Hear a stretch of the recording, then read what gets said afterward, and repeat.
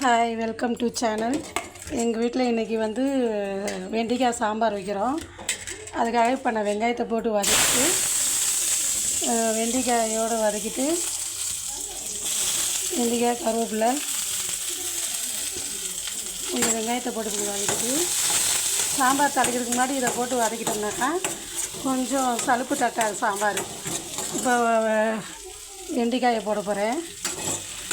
எண்ணெயில் கொஞ்சமாக வதக்கி உப்பு போட்டு கொஞ்சம் வதக்கி எடுத்துடணும்.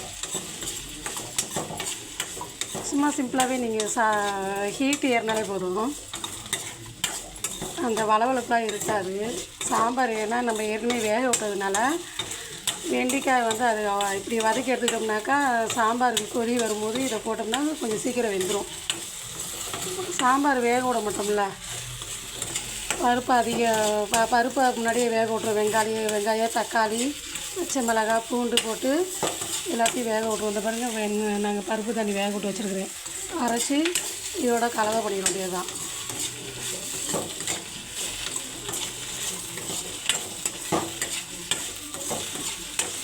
இது வந்து எங்களுக்கு வெண்டைக்காய் சாம்பாருக்கு வந்து பீன்ஸு, கேரட்டு, வெங்காயம், உருளைக்கிழங்கு கலவை கூட்டு கலந்து வெஜிடேபிள் மாதிரி செஞ்சு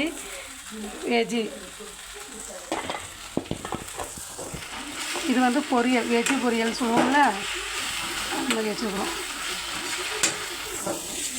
இது வந்து நல்லா வெந்துருச்சு.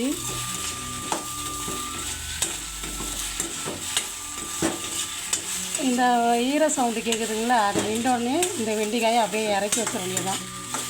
இந்த சாம்பாரை அப்படியே கடைஞ்சி இதோட போட்டு தாளிக்க வேண்டியது தான்.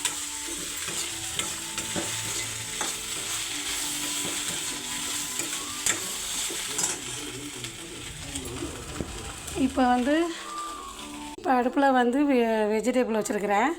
கொஞ்சம் உப்பு, சால்ட்டு போட்டு இது கொஞ்சம் தண்ணி ஊற்றி கொஞ்சம் வேகட்டும், நம்ம சாம்பார் தயாரிக்கிற வரைக்கும். இப்போ நான் சாம்பாரை அரைக்க போகிறேன். சாம்பார் தண்ணி வச்சுருக்கிறேன், பருப்பு தண்ணி வடித்து வச்சுருக்கிறேன். இதை அரைக்க போகிறேன். சாம்பார் நல்லா கொதி வருது பாருங்கள். இதில் வெண்டைக்காயை போட்ட வேண்டியது தான். கொதி வந்தோடனே வெண்டைக்காய் போட்டோம்னா ஒரு 2 கொதியில் இறக்கிற வேண்டியது தான். அது வெந்துடும். இல்லைன்னா வளவளப்பு இருக்கும். ரொம்ப வெந்துச்சுன்னா வளவளப்பாயிடும். 2 கொதி வந்தோடனே இறக்கிட்டு கடுகு, உளுந்த பருப்பு, வரமிளகாய், கருவேப்பிலை போட்டு தாளித்து அப்படி இறக்கிற வேண்டியது தான். இதோட வாசமும் சூப்பராக இருக்கும். கொதிது பாருங்களேன். நல்லா கலக்கி விட்டு வச்சிட வேண்டியதான். நீங்களும் ஒரு டைம் செஞ்சு பாருங்கள். தேங்க்யூ.